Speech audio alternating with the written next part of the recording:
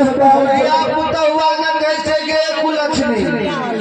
12 बरस के अचरा के खूट में तोरा छिपा कर रखलियो आज तक कहिए तोहर मन के डंडो आई जोगिया के हाथ में रंग रूप देखने के तोहर मन बह गेलो बैठ तो बढ़िया से देख हां